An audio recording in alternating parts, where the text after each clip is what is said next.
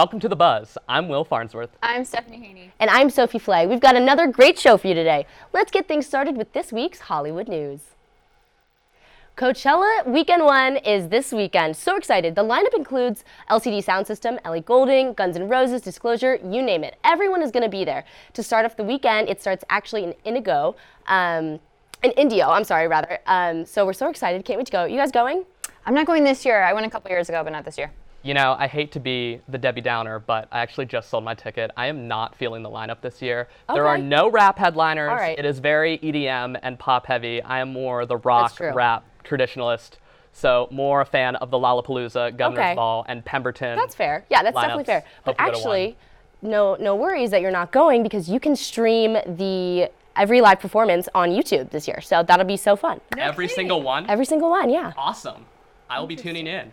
But you know what my favorite performance from Coachella was actually Beyonce a few years ago. She performed with the USC marching band. So cool. Wow. Yeah. Did not know that. Amazing experience. But speaking of Beyonce, you have some news. I do have some news. So speaking of Beyonce and things you can't do on the internet, Beyonce's new line, Ivy Park, which is an athletic apparel line, crashed the Topshop website today. Nuts. It launched today. They announced it 2 weeks ago. It's already running out in stores, and she broke the internet. So are they going to restock this? We're not sure if they're going to restock it yet. There's been some talk about it, and that's what people are looking for, hoping for. I mean, it's the first day it came out, so we'll see. This is kind of, I don't know about you guys, I kind of feel like this line, this athletic leisure line is like almost going to be the new business casual. You know, like Lululemon makes like dress pants, they make dress shirts that are super breathable, good for everyday use. So I don't know, we'll see what comes of it. It's a very West Coast thing. It's very popular here in LA, and maybe if someone like Beyonce can have such a successful athleisure line, it will make this a nationwide trend. Mm-hmm. Speaking of breaking the internet, Kobe Bryant played his final NBA game last night,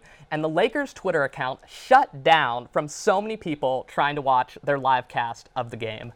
He dropped 60 points in what was an incredible finale, an end of an era, a comeback win that only Kobe can deliver. Did you guys catch any of this? Yeah, I did. I saw the game last night, actually. It was so great. And, you know, the Lakers have had kind of a rough season so far, so it was nice that they got to win in honor of Kobe's last game. And you had an interesting stat, Stephanie. What was it? Well, I went out to catch the last quarter of the game, out to dinner and have some drinks with friends. And everybody there was so sad. And it's because Kobe Bryant's the only person to spend all 20 seasons of his career at the same team. Right. He's the most consistent thing about LA sports. So people are Here's sad. Looking at you, LeBron. It's the end of an era. Yeah. Stay with your team and win a title in Cleveland. Oh, crying out loud. Words. Yeah. Well, you're from Ohio. I am. You are a Cal fan. It's a business. Yeah. I'm a businesswoman. I appreciate what LeBron did. You got to make that money. Wow, I've never heard that before. Anyways. Well, that's all for this week's Hollywood Hot Second. Here's Nick Alfano with This Week in Politics. Hello and welcome back to the most interesting 3 minutes of your week. I'm Nick Alfano coming at you with This Week in Politics. It appears that Donald Trump is not the only member of his immediate family to give me aneurysms and cold sweats at night. It was reported recently that 2 of Donald's 4 kids, Eric and Ivanka, did not register in time to vote for their own dad in the New York primary this upcoming Tuesday. While I'm sure the Donald only cares that the child bearing his name, Donald Jr., wasn't dumb enough to do this, the neglect is outrageous. The native New Yorker told Fox and Friends they had a long time to register and they were unaware of the rules, so they feel very, very guilty. They feel very guilty, but it's fine. I understand that. Are you kidding me?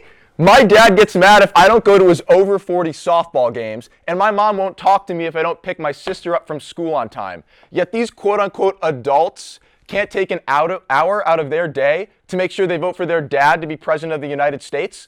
The worst part about it is that they weren't even registered with the Republican Party to begin with, so they would have needed to change their party affiliation all the way back in October. Lucky for us in the media, this was not the only voting injustice the Trumps are talking about. The Republican Party in Colorado was sick of pumping money into a primary or caucus system, so they decided to revamp the process. The party sent thousands of state delegates to an arena in Colorado Springs to vote on who would be Colorado's national delegates, who then vote for the party nominee. More than 600 Republicans sought this opportunity, and only 13 were selected. To top it off, each candidate had all of 10 seconds to speak in front of the crowd and make their case. It sounds unusual to me, but what did the people running for national delegate actually think about it? It's a fun, wild, chaotic, and wildly disorganized process. Ted Cruz won all of Colorado's 13 delegates, much to the dismay of Donald Trump. This turmoil brought Donald Trump back to where we love him to be, Twitter. He was furious, tweeting the question, how is it possible that the people of the great state of Colorado never got to vote in a primary? Colorado Senator Cory Gardner responded by noting that Cruz showed up to the convention while Trump only sent a surrogate. Cruz swept. Elections are won by people who show up. Oh man. I'm not even faulting Trump's stupidity for not showing up. I just don't understand how the Republican Party in Colorado can tell citizens they can't directly vote in a primary or even caucus for a party nominee. The Republican Party in Colorado is the only state party in the union to operate by these rules. Bernie and Hillary aren't happy campers either when it comes to primary voting. Although Bernie beat Hillary in Wyoming by 11% in the popular vote, they tied 7-7 in the delegate count, and Hillary gained an extra 4 superdelegates. Needless to say, Bernie supporters are not too happy. The Clinton campaign has not come out on the right side of all these battles either, as they are now suing the state of Arizona over voting rights due to the fact that some lines for the presidential primary last month totaled 5 hours long. It's clear to me that the Congress and Commander-in-Chief of the next cycle need to take a hard look at the rules and regulations of the presidential nomination process. To ensure you don't miss any action, tune into The Buzz every Thursday for what you need to know in American politics. For this week's On the Spot with Stephanie here on The Buzz, I sat down with the Honorable Judy Scheinlin, known to most of you as Judge Judy. Here are a few of my favorite moments. The Honorable Judge Judy is the title reserved for retired judges, but you're going by Judge Judy in the role of an arbitrator. Can you sort of explain that difference to people who may not realize that arbitration is what's happening on Judge Judy? Well, the only reason it's called binding arbitration is because I'm not licensed to practice law in all of our 50 states. And I was only a judge in New York. Do you miss anything about actual trial, actual criminal trial, family court, any of that? I think the answer to that question, Stephanie, is that the most substantively meaningful part of my career was in the family court. Do I miss the substantive part of the work? Sometimes, but I was there for 25 years. This is actually a real interesting story. When I was in law school, in my law clinic, one of my colleagues got a letter that his client had been contacted by Judge Joe Brown. And he said, "Why is my client talking to Judge Joe Brown? This is so terrible." And I said, "You're insane. Your client is a defendant, and if he loses, Judge Joe Brown will pay his judgment." So a lot of people wonder, how do you get these people to come on the show? Can you talk a little bit about that part of it? Well, if I dismiss a case, nobody gets any money. Nobody gets the car. Nobody gets the tea set. If I order someone to sign over a title to the car, I say, it is his car. Find your passion. Create something that's uniquely yours. You only have one life. There's only one life to live. This is your chance. Unless you're Shirley MacLaine, you're not going to have another chance. Judge Judy will end in 2020. They say Judge Judy for president. For the full interview, check out The Buzz on Facebook. Hey guys, Coachella's this weekend and we're styling you for all 3 days of the festival. So let's start off with day 1. So for day 1, you want to make a statement because it's the first day. So here we have Helen, and she is rocking the ever so trendy floppy hat. It's perfect for Coachella. You need it with the sun. It's going to be so hot in the desert. But even though it's hot, it gets a little windy. So you have this sheer overlay here over some high-waisted shorts. And of course, the backpack. The backpack is a Coachella staple. You need it because you can put everything in it for the day. And who knows, if you're going to a few parties, you might want to change clothes. So the backpack is essential. Thanks, Helen. And next up, we have Stephanie. And she is rocking the day 2 look. So day 2, the headliner for Coachella is Guns N' Roses. So we've got her in a little kind of grunge 80s theme going on. We've got a vintage vest here, the cool kind of classic 80s, 90s choker.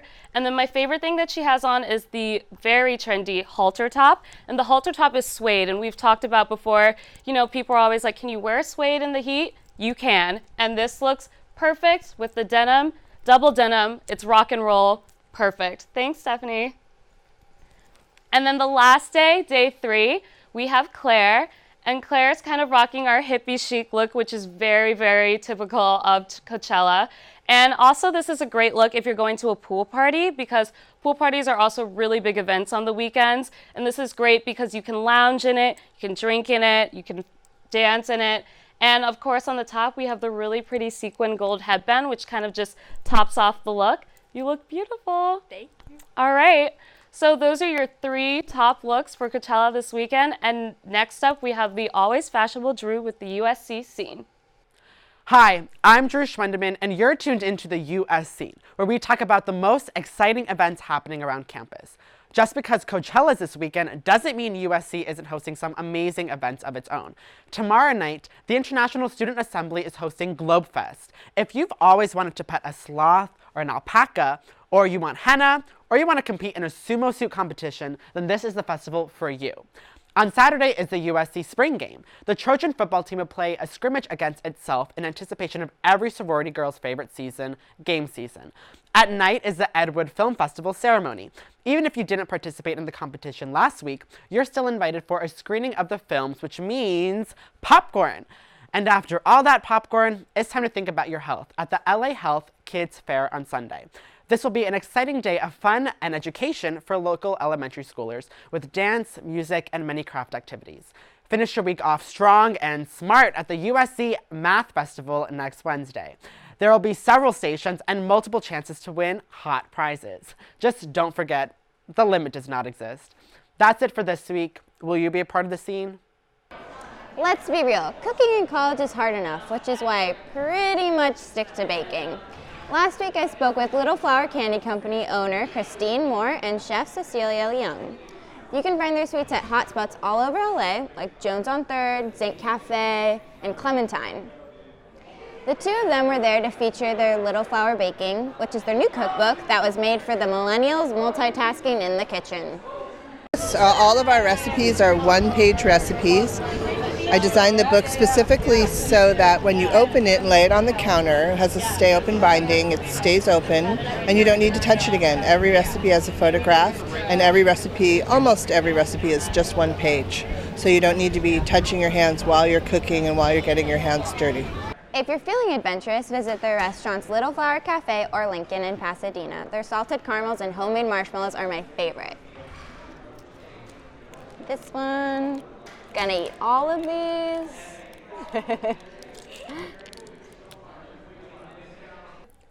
We Day is an annual event that celebrates youth activism right here in LA and worldwide.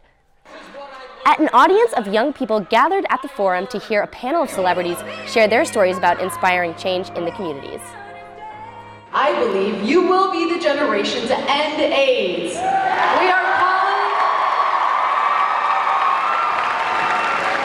We are calling this movement #GenEnded.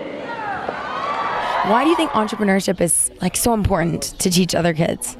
Because all of the big brands come from a small idea. So if us kids who are going to be the future, if we all come up with an idea, then we will have a very optimistic future.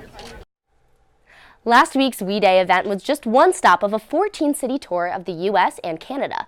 We Day will take their message of inspiring youth activism to Seattle and Chicago next week to conclude their inspiring tour. Equal Pay Day might have been last Tuesday, but the fight for equal pay, specifically in the world of sports, is far from over. Women are still only making 79 cents to the dollar of what men are making. I mean, it's 2016. This is kind of getting ridiculous. It is, too, and I think specifically as we refer to the women's soccer team in sports, we need to stop treating women's sports as a niche market, because as we saw last summer, the Women's World Cup team just captured the entire nation's imagination. They scored very high television ratings, but yet they're still being treated like second-class citizens. What do you make of this? Well, I mean, I think that they're doing all of the right things in a really unfortunate situation. If they were to go to the Olympics, this would be the 4th time straight that they've won the Olympic gold medal. And they're taking a stand. They're standing up for what's right. I mean, equal pay day is only based on white women. If you're a woman that's a minority, we're talking about August, we're talking about November, almost 2 years to make the same amount of money as a man. And someone needs to do something, and they're in a position and they have a platform to do it. So it's a good thing. So do you think a team of prominence like the U.S. women's team, do you think this will have a trickle-down effect on minorities? They're using their influence to broaden it beyond sports? Well, I mean, that's always the hope. You never know. The problem is that a lot of people that are in that situation, a lot of minority women don't have that same voice. So you hate to say that they'll have to tack on to this cause in order to get their voice be heard.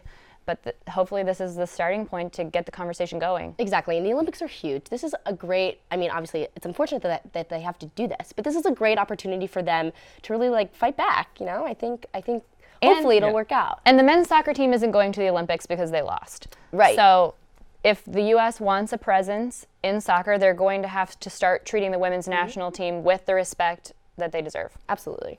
And pay is only one of many issues that the women's team faces. They did not get the privilege of being allowed to play on natural grass like the men. They had to play on artificial turf, which is very hard on the knees. That was a big complaint last summer. And Hope Solo is threatening to boycott the Olympics because of fear of Zika virus. I mean, they're heroes last summer, and what do they get for it? That's a good point. We'll see. And with that, thanks for watching. I'm Will Farnsworth. I'm Sophie Flay. And I'm Stephanie Haney. We'll see you next week on The Buzz. Until then, catch all of the latest updates online at uscannenbergmedia.com and make sure you check us out on Facebook at The Buzz.